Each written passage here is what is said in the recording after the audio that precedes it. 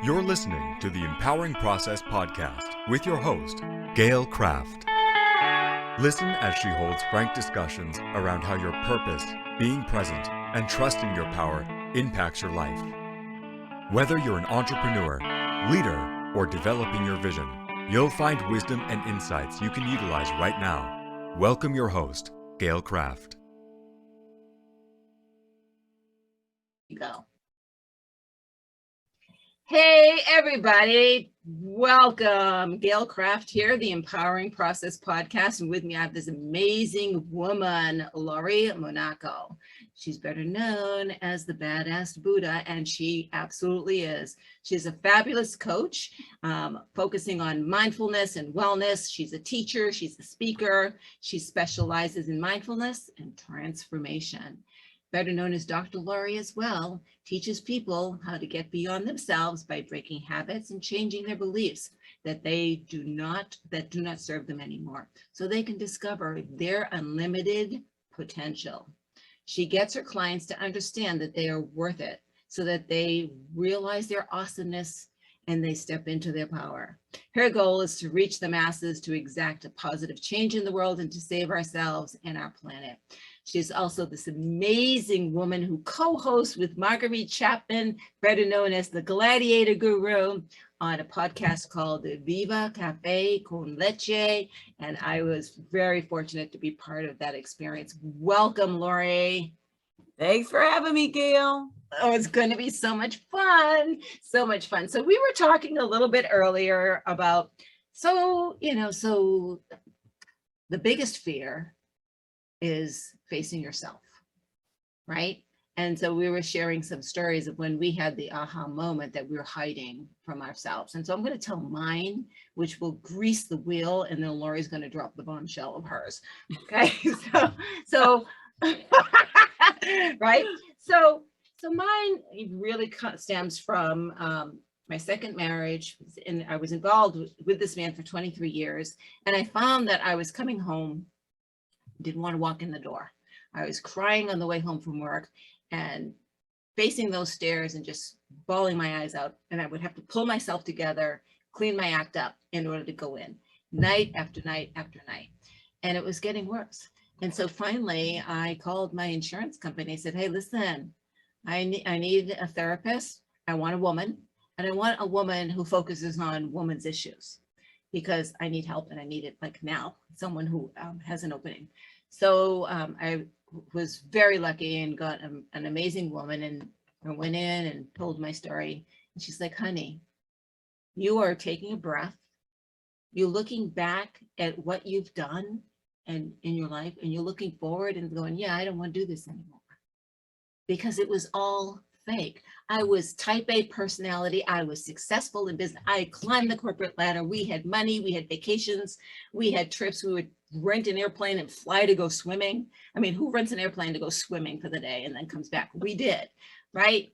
From the outside, it looked like we had this marvelous life, and it was miserable. I hid the pain from the relationship. I hid the pain from the kids. I hid the pain from my family. Oh, don't tell my family I'm going to fail in a marriage yet again, right? And so facing myself and admitting my responsibility, my accountability, my part in creating this life that I was miserable in was really where the therapist helped me accept the responsibilities for that and know that I can change it. So yeah, facing yourself can leave you pretty miserable for a pretty long time. Right. And it's a blessing in disguise. Oh, it was a blessing in disguise. I mean, it was hard, but and it still is. I still face myself every day. But it's good hard. It's really good hard work. I mean, I think that's the best way to consider it it's the hardest thing I've ever done, but at the same time, the absolute most joyful thing I've ever done too. Oh, absolutely. And one of the things we talked about, which we want to touch on, is, this wasn't, oh my God, a moment in time, I turned a corner and bam, I was faced with this. This was, there were times before this that I was crying walking up the stairs, but I pushed that away. There were times before this that I wanted to tell this guy that, no, this is not okay. And I pushed that away. You know, there were times before this that I wanted to quit the job I was in, that I didn't want to be, you know, so successful anymore. I wanted to do something different, but I pushed that away, right? And so I buried it, buried it. And here's what the universe does, right? And this is right, Lori? It gives you opportunities to change your story, and you say no. And then it says, wait a minute, there's growth here. Here's another opportunity to change your story. And you go, yeah, no. Right. Right. Because that means I have to face my part of it, and I have to be responsible for myself. Yes. Right. Until I don't want to. It's everybody else's fault. Right. That's so much easier. Right. So much easier. I didn't do that. That has nothing to do with me. I have to just bear the burden of it all. And so when you accept the gift, right? Yeah, it hurts. Everything that's worthwhile is going to be hard, right? You learn how, I say, put your big girl panties on and get it done, right? And that's a good thing. It's always a good thing. I face adversity now from a different place, and I have to face it all the time. We all do, but I can face it from knowing who I am and facing myself first, right? And I help my clients do that too. And Lori, let's share a little bit about your story. And we both have two husbands down. So right, two down. We're both in the same, and mine came from the fact that, so I got married in my early 20s the first time to a guy that should have been a fling. I mean, seriously, he should have just been, and I say that loosely because he really wasn't even that good. So he would have been a bad fling, but nonetheless, I just decided that, no, I've got to date this guy and I've got to marry this guy. A lot of my friends were getting into serious relationships. They were married, and he was a liar and a cheater. He was a narcissist. And I didn't know he was a narcissist, but I knew that he was lying and cheating about a few months into the relationship. And I was like, oh, he'll change. He'll pick me. Really, really not vulnerable, really like stupid kid stuff like that. It's stuff that you think of when you're younger, So that relationship lasted about 8 years. And then after that ended, I was by myself for about a year and a half. And I was at that point where I wanted to date again, and I started dating somebody else. And I made that really clear to the second person that, it was a real rough relationship, and it was really hard for me to trust people and blah, blah, blah. And I was assured by this other person that he's not like that. He's not that type of person, So I ended up getting serious with him, and we ended up getting married. And then 14 years into the relationship, in our 11th year of marriage, I found out that he had been cheating on me nonstop from the beginning. Like, he was always that way. Like, that's how he was. And it threw me because I was so bent on believing what he had told me, that he wasn't that type of person.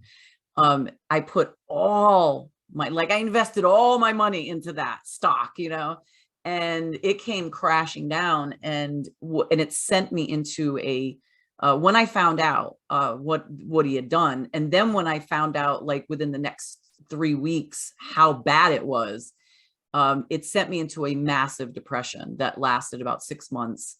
3 weeks of it was suicidal, and it was in that dark, I call it the dark night of the soul, that lasted 6 months. But it was especially during that 3-week period, where I really wanted to end it. Like, the pain was so great, and I felt so stupid, and I felt like I was humiliated. I'm like, how could I let this happen again? How could I be that dumb? And then it also made me realize too, that I was so unhappy in my marriage, my relationship with him. He was also narcissistic, and he was very controlling and manipulative. And I thought about it. I was just like, who am I? Like, what kind of person am I? I have all this degree. I have this incredible knowledge.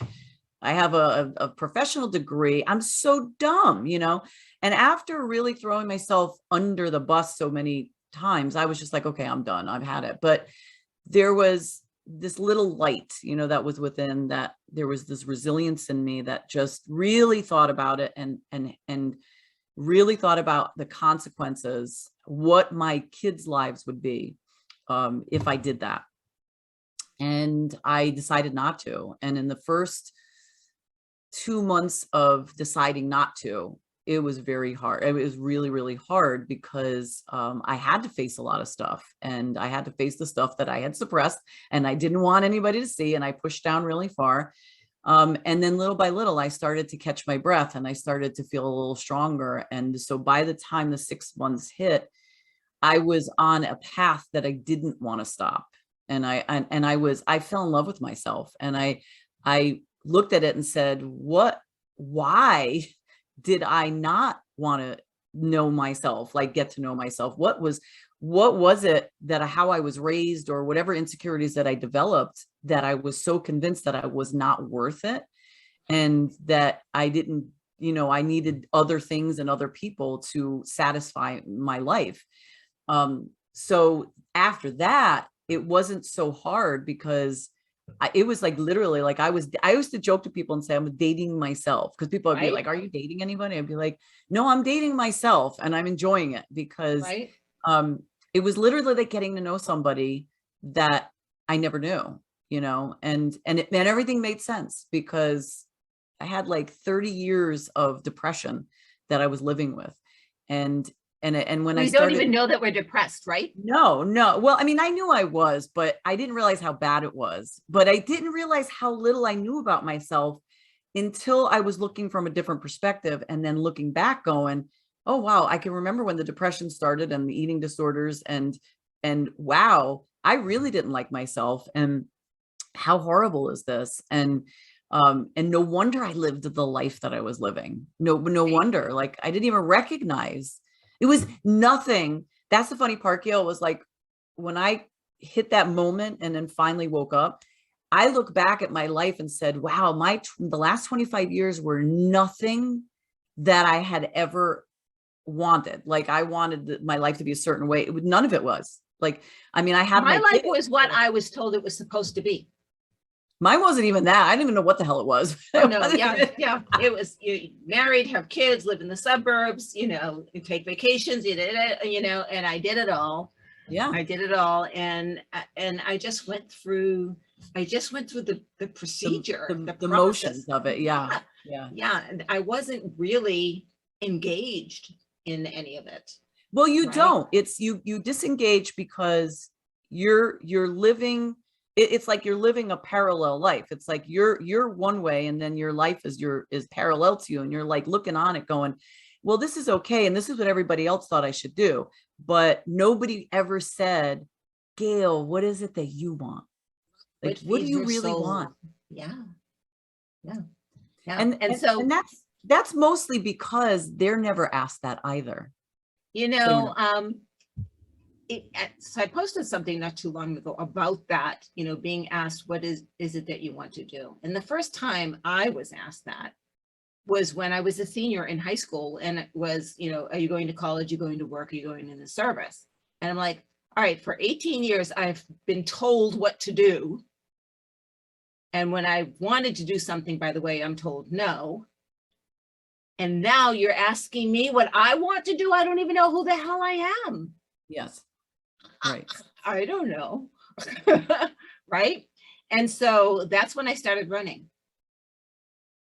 Right. That's what I went to work. I didn't go to school. I ended up going to school while working. That's a whole other story. But my need at the time to succeed was driven by the need to run away from something. And it was running away from me. Right. Because I didn't know who I was. Right. And the few times that I did try to find who I was scared to death, and I would deflect, right? Deflect. And it all came crashing down. Yeah, well, it always does if you're not aligned with who you are. Right. The deflecting is a big one. I didn't run away from, so my story was a little bit different.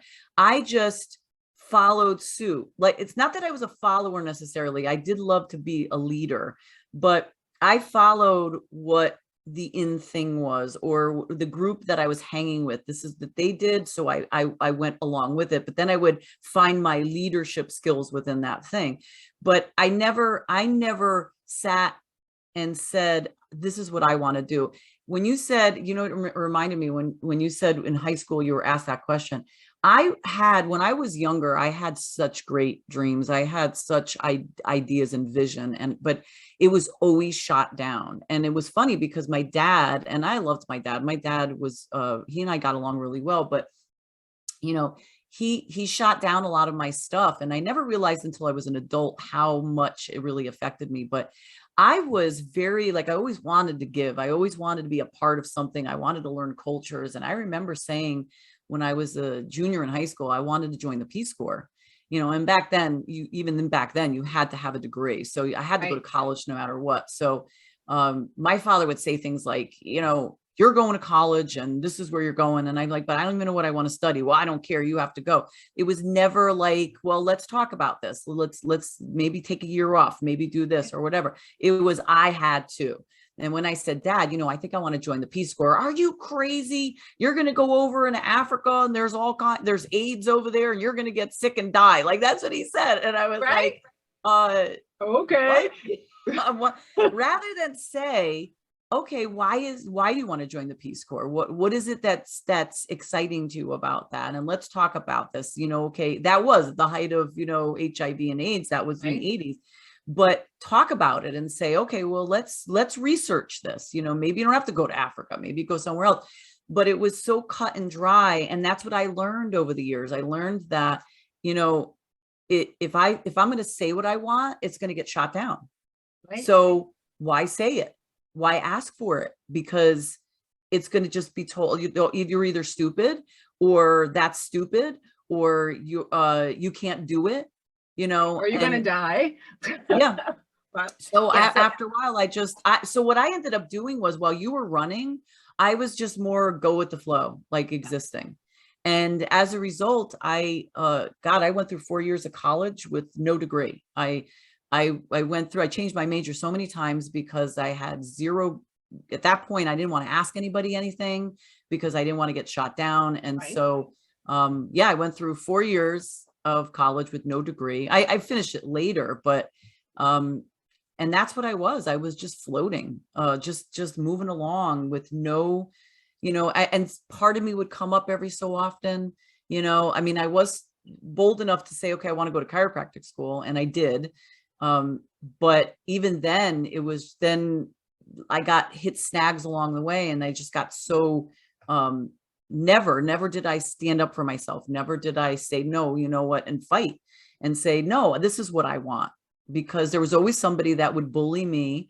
And whether it was, and it started, I can remember back, and because it made sense, because I had to figure out this part too, when I was learning about myself. I'm like, how the hell could I attract two narcissistic husbands? And like, how is this? Like, how could I just let this happen and be almost 46 years old and hit rock bottom? And it was because, I grew up with a narcissist. I had a sibling who's a narcissist. I had friends that were narcissists, and I had no boundaries. So that's what it was. Right. You had no boundaries. That is key. I mean, that is something that, is probably the most important thing for us to learn as children, that many of us don't, is what is a healthy boundary. And that's why, as young teenagers or young adults, people get into trouble, right? Because they don't know how to build that this is okay, that's not okay, and I'm okay with saying no, right? You don't practice that skill. And I'm okay with saying yes, and I'm okay with asking for what I need, right? Yeah. We don't feel okay, right? I know I did not feel okay, right? For 101 billion reasons. And we go on forever on, my background of what fit into that. But when you start looking at yourself, right, you don't know who that person in the mirror is. Right. It's totally lost. It's like, hey, I'm Gail. Nice to meet you, Gail. Yeah. Right. Let's sit down and get to know one another. Right. Right. And you're like, oh, that bothers you? I didn't realize that was a problem. Why does it bother you? Right. And so, and I have my clients do that, like take you out and sit you down and talk to you like another person. right? Because you can get that distance, and that's what it takes care a little bit about that fear of facing yourself, right? Because you talk to yourself like you're another person, right? And so it makes it a little less threatening to get to the answers, right? So yeah, so facing yourself, so many people don't. They go through life just going through the motions. I have a dear relative who her entire life I've heard, the dream is this, the dream is this. And I once said to her, a dream not acted on is a nightmare. Okay, do you hear me? A dream not acted on is a nightmare. What are you doing to make that dream happen? Well, the dream is. And they're now older and retired. The dream never happened. And this woman who used to be bubble and joy and see the positive in life was miserable. Miserable, yes. Yep. Miserable. Not shocked. Not shocked. Yeah. It's well, that's what happens too. I mean, I saw myself being that person. I was coming from such a scarcity mindset my whole life, because I was so angry about not living the life that I wanted to live, living the life that was expected of me, and just it's not saying that it was constant. Like every so often I would pop up, but then somebody or something would knock me down rather than keeping myself up there. And finally, when I did get to that point where I just said, you know what, I'm done. Like, obviously this didn't work. Like, this wasn't working for me. So I have to change me, and I have to discover me. And that's where the badass Buddha was kind of born, because it represented the me, the actual me. It's like, I was always under the impression that you could only be a certain person, but I was never that person. Like I knew that about me. Like I knew, like, I liked weird things, and I was so all over the place. I was never a feminine woman, but I could be feminine when I wanted to be. But I liked muscle cars and engines, and I liked motorcycles. And, I got a motorcycle license when I was 21, when women didn't do that. I got a tattoo when I was 19, and the only ones who got it were bikers. Now everybody has them, Right. So I knew that piece of me, but nobody ever said it's okay for you to do that. Like, blaze your own trail, or you could be that way, and you could be working out in the yard and be filthy dirty and sweaty and in work boots, and then go in and shower and put a sexy dress on and some high heels and go out. Nobody said that you could do that. And I guess I was waiting for somebody to say that, because that's who I was. Right. So but that's who we all are. We do. We have multiple pieces to us, and right. That's why I love when I meet younger women that already get that. They already get that. They because, and they're unapologetic about it, and that's what I was saying, is that's where the badass Buddha came from, because I was always a kind-hearted person. I never thought myself as a badass.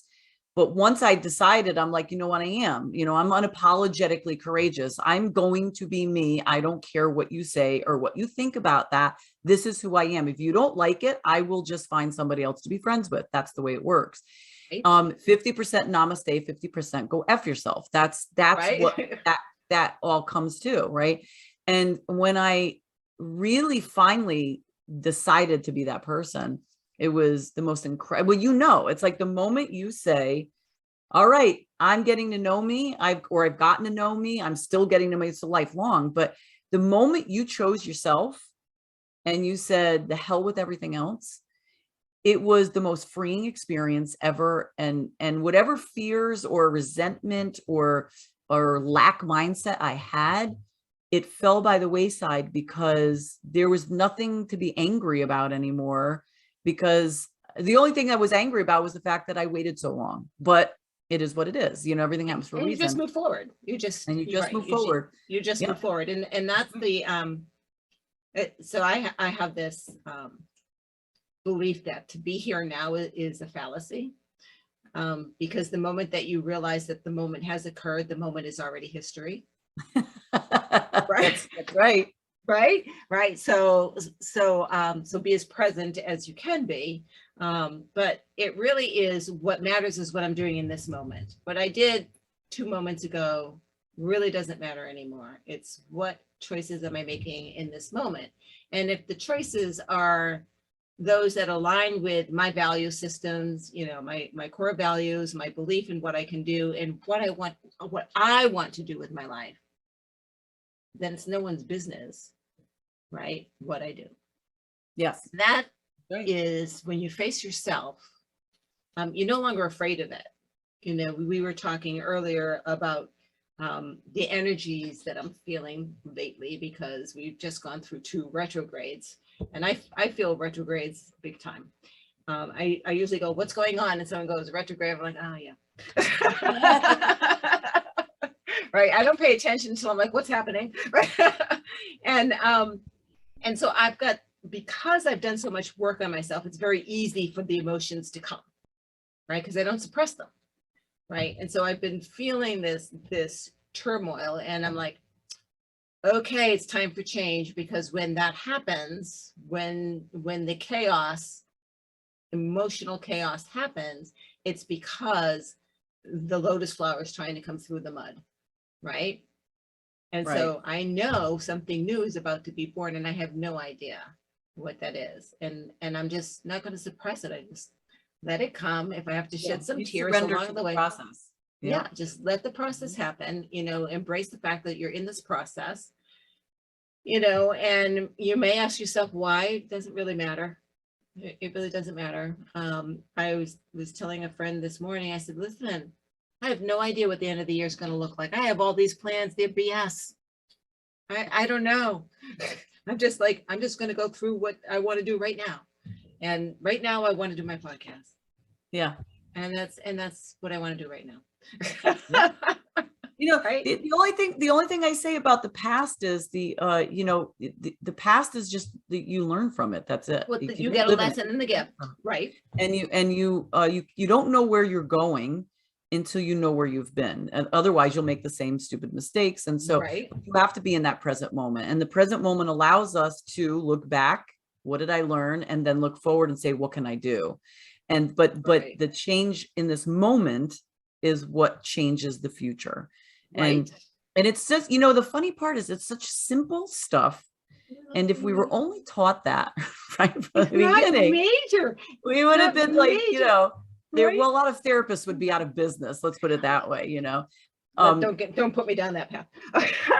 but here's something interesting. So because I was 2 different people in my lifetime, my kids, I have 3 girls. They're all 10 years apart. So my oldest is 28, I have an 18 and I have an 8. And the 18-year-old, when my dark night of the soul hit, that 6-month period, she was about 12 years old. And so the youngest one was a couple of years old, you know, so she doesn't remember anything, but the 11-year-old remembers. The 11-year-old or 12-year-old, she was raised by the old me. You know, like we talk about this all the time. Like she was, I had her when I was 33. She was raised by that miserable woman, you know, that lack mindset. And as a result, interestingly, she herself has a lot of anxiety. She has a lot of depression. When I came out of all this, my youngest was, you know, just a couple of years old. She was a toddler. So I was a different person. And it's so clear. And I know kids have their own personalities, so that's different. But the difference is almost night and day with the 2 of them of how the younger one's personality is compared to the middle one. And the middle one and I talk about this. You know, she's said to me once or twice that she's almost a little jealous because her youngest sister got the best version of me. And she didn't. And I say, you know, the thing is, I can't go back. Like, I can't go back and fix it. I said, the only thing we could do is be aware of it now and move forward and help you transform yourself, you know, and know that it's going to take some time. And so, you know, sadly, like sometimes I do have to deal with that because she's a representation of, she had the mom that was one way, and then the other kid has the mom that was another way. And, but I don't look back at it and say, oh, I regret that, because you can't. I mean, it's why go back in the past and say, I regret that. It's just, again, it's like, I didn't know better. Right. It's just like Maya Angelou says, you do the best you can until you know better. And then when you know better, you do better. Right. And I did what I could do back then, because I just wasn't myself. I wasn't whole. And I was living in that place, and now I am. And so my goal is to work with her to help her fix the broken pieces and then move forward, Yeah, so and it's getting my oldest daughter had to deal with who I was, and she will say I didn't show up for her because I ignored what was going on. I ignored the issues, right? And like you said, that was then. I can't change what happened. I can change my perception of it and my perspective of it, yes, and understand it and get the gifts from it, but I can't change that's right. exactly right what happened. So so she's learning now. She's going through her own transformation. It's so beautiful. It's hilarious, Lori. We're sitting on the couch and she's like, so these coaches, these mindset people, okay, say, right. And she'll spew some wisdom, and I'll go, really? And what do you think? And she's like, well, it's made a difference in my life. But you couldn't have told her that, because and I don't go down that path. Many times I just sit there and say nothing, and she'll say, are you listening? I'm like, I'm just processing what you're saying, honey, keep going. Right, because I can't be her coach. I'm her mom. Right. Yeah, no, I know. Yep. Yeah. But it's beautiful to watch her transformation, right? Letting go of the stuff that she's been hanging on to for so long, right? The blame, the anger, and a lot of it. Yes, I was part of that. I totally admit where you do the best you can with the information you have at the time until you know better. Yeah, right? Absolutely. Right. Yeah. And well, I'll go even beyond that. You do the best you can with the information you have, but only if you can take it in. If you can't receive the information that's coming at you, and that's a lot of times that's where we are. It's like we are at a point where we're receiving the information, but we can't take it in. Some moments you could take it in, you hear it crystal clear. It's like a cell phone. It's like some moments it's a crystal clear conversation, the information's coming in, and then other times it's like the connection's bad. And because believe me, I laugh about this now, but I mean, I knew so much stuff. I mean, when I was 19 years old, I attended Tony Robbins seminars. I walked over hot coals. I knew the potential and the power of people. I had so much schooling on, the brain and what we're able to do. And you didn't internalize it. I did. But I know you know it, and I could spew it, and I was a damn good teacher. But until you believe it for yourself, because that's again what was missing. I mean, I was around body workers, energetic healers before it was like the in thing.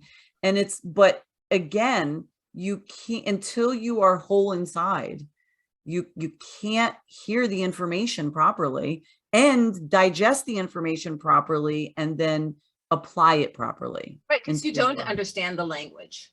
Yeah, that's exactly what it's like. Yeah. You really don't understand the language. So so there's hope for your daughter. I'm just saying. No, there is. She's what she's doing really well. And we actually just got back we were in Costa Rica for about 10 days. I saw your pictures. They're amazing. And we, she really came alive while we were there. Granted, you get out of your environment, but we got out of our environment last year for 3 weeks. We did a cross-country drive. It was just me and her sister and the 2 dogs. And she wasn't fully engaged, it wasn't a great trip. And this time she was so fully engaged, and I saw a side of her head I don't think I've ever seen. And I made sure I pointed that out without embarrassing her, and she felt it. She's like, Ma, there's something about being here that's just, I love it. Like, I love it. I love it. Yeah. And we all felt it. Like I felt it. The youngest one felt it. And so yes. And when you get, and then when we came back, she's like, Mom, I'm just really tired. And I just don't want to get out of my room. I'm like, you went right back to the way you were. I'm like, because it's, environment does play a role too, the energetic levels, because I believe that the environment can be imprinted too with the old self. So Absolutely. that's why people do want to sometimes just shed everything. They're like, like when you change, when you hit your transformation point, did I you sold the leave? house and moved. Yep. Yep. See, that's Yep. what I And mean. very soon, that's when, very shortly after that, I moved to San Diego. I mean, 3,000 miles I moved. Yeah. Yep. You Yep. have to. You have Yep. to. Because I had to I've get away from learned, the people, the environment. I had to. Yep. yeah, I learned that you can only transform to a certain level. You have to take the other leaps of faith. Like I hit a real rocky point last year because I'm still in the environment that I was in. And I changed, and I feel fabulous. But then all of a sudden it was like I hit my ceiling. And the idea of moving, like I have to move. It's like, I've got to go. And that's what the trip was for last year, was to figure out where, but I didn't quite figure it out. Now it's more of just, just go. Like, just go. It doesn't have to be a long-term thing. Just move out.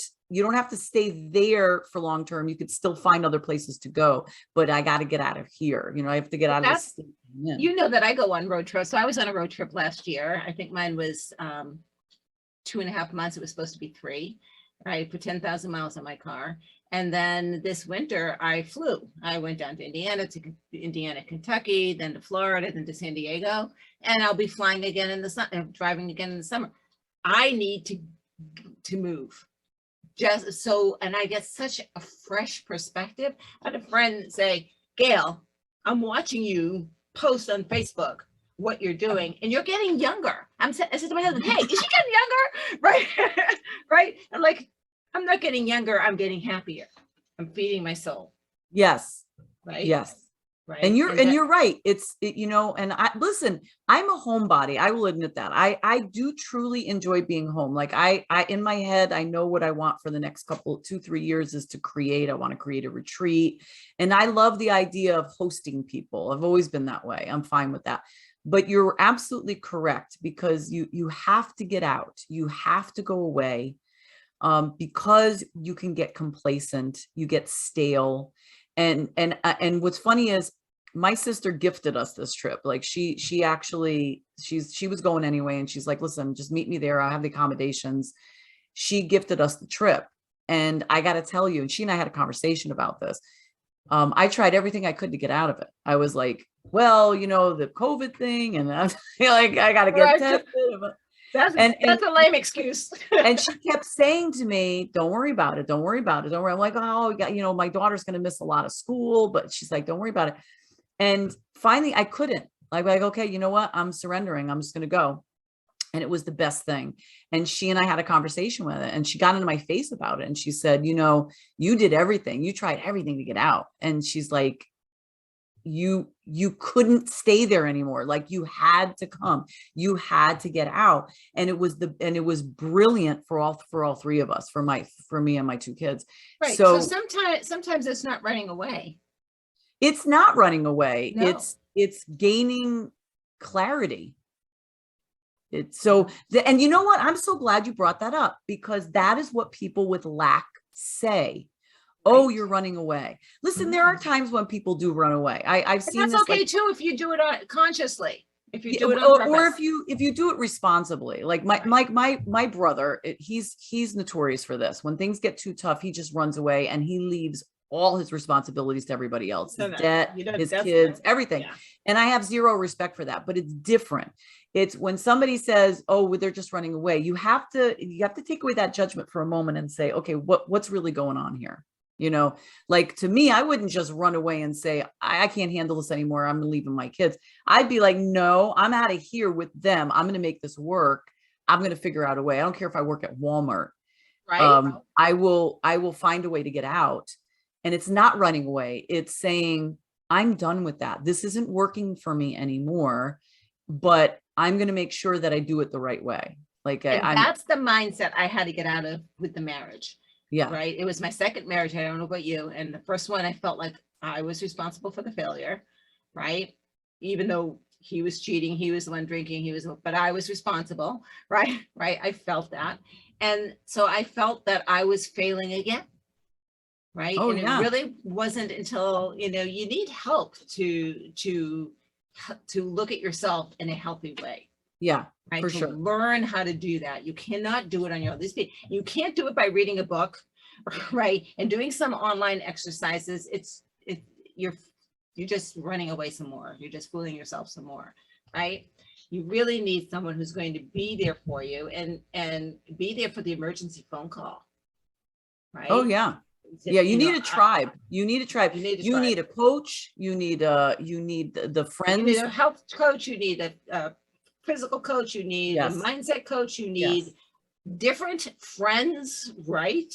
Different friends, because you've created a tribe in this environment, right? That was also a big thing for me. I don't have any of those friends. Not one.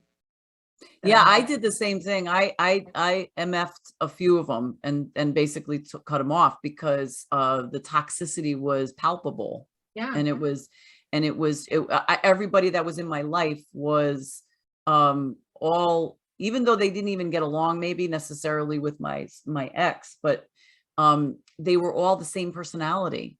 And what's more interesting is the people that did stay in, like the other friends that I had, I ended up having much better relationships with other people that I had been friends with for a really long time, but we just never got close because I was not a person you'd want to get close to necessarily. Right. They wanted to keep their distance, right? Oh, yeah, exactly. And then all of a sudden everything shifted. So, but again, it's about because you discovered you discovered what you really want, what's important to you. And then it becomes real obvious, that all of a sudden these people you're looking at these people going, oh yeah, no. Oh my God. So I had a friend that I hung around with, that I was close with throughout practically that whole marriage. I mean, practically the whole time. And when I came back from San Diego, so I was there for 15 years, I came back. And so I reconnected with her. We went out for lunch and I couldn't wait for it to end. The negativity and the this is bad and this is awful and this is terrible and the gossip about other people. I'm like, you don't even know these people. Why are you gossiping about them? Right? They're not even part of your family. Why are you gossiping? And I'm sitting there going, have you thought about your part of this? Has it ever occurred? Right. They don't like hearing that. They don't like no. So she hasn't called me since, and I haven't called her since. Right. But I realized I lived that toxic life. Yeah. Fed on each other. Oh my gosh. Oh my gosh. That's disgusting. It's the truth though. Misery really does love company. Misery really loves company. But I learned that happy people love company too. Because here's a funny thing, Gail, is that I really actually thought I was a happy person, optimistic person for years. Yeah. But it wasn't until I really shifted that I said, wow, I really wasn't. I was on the outside. People would say, oh, she's so funny. She's so nice. She's so this. And then I was kind of like a backstabbing type of person. I was miserable. I didn't wish happiness on anybody because I was so jealous and so envious and so angry because I hated my life, and that was so freeing, just that piece of it, to be like, I really am proud of that person. I really am happy for that person. Like I couldn't even get on social media because I would see what they were posting and I would get angry. Like I'd be like, oh, well, look at them, blah, blah, blah. And I actually, in my transformation, got off social media. I was like, I can't, I know that's feeding into it. So I got to step away. Right. And once I transformed, I did go back on social media, mainly for business though. Right. That's why I'm there. Yeah. But I do enjoy the joy of my friends and family members in their celebrations, because I'm happy for them. I want the best for everybody. And it's genuine because there's no strings attached to it. It's just like, listen, everybody has the right to live their life the way they want to. I don't have any right to tell them how they should live their life. Or have a judgment on it. And exactly, just be happy, be kind, and if you're not, then I don't need to know you. but I'm going to celebrate with you, and I'm going to, Exactly. and I'm not going to look for you to celebrate with me. That was another thing. That lack mindset is like, well, I said something good to that person. They're not saying anything back I to know, me. waiting for the feedback. It's your turn. I don't, right? whatever. I don't Right. care. It's such a humbling experience. And I love it because, it's less, right. It's less exhaustion. Like, wasn't it exhausting to like have that facade all the time? Right. It's exhausting. But, for me, in my experience of not wanting to face myself was because I didn't like the person I was. Yeah, me either. Right. And so the fear of having to face the things that I did because subconsciously I knew, what's going on, right? Deep down that you're not facing this stuff. I didn't want to face that person. And the thing is that person is the facade. That's the facade. When you face yourself, you see the beauty underneath that's been hiding and waiting for you to take notice. Right? Yep. Yeah, it does take a weight off. It is lightening. It is joyful. It is beautiful. And I want to thank you, Lori, for sharing your story. I know that Thanks you're for having me, Gail. badass coach. You're an amazing podcast host. You and Margarita have so much fun together. It's just, you make it so easy. Let us know how we can get in touch with you. So the best way is you go onto my website, drlorimonaco.com. It has everything. Like, you can access the podcast, the show. You can access me, all my social media that way. But I'm also on LinkedIn and Facebook under Dr. Lori Monaco. I'm on Instagram under the Badass Buddha 1. And I'm on TikTok under the Badass Buddha. My kids don't like me to admit that I'm on TikTok because they're like embarrassed by that. So I don't usually use TikTok so much. Oh, and YouTube. We have the Viva Cafe con Leche show is on YouTube. And I also have my Dr. Lori Monaco channel on YouTube as well.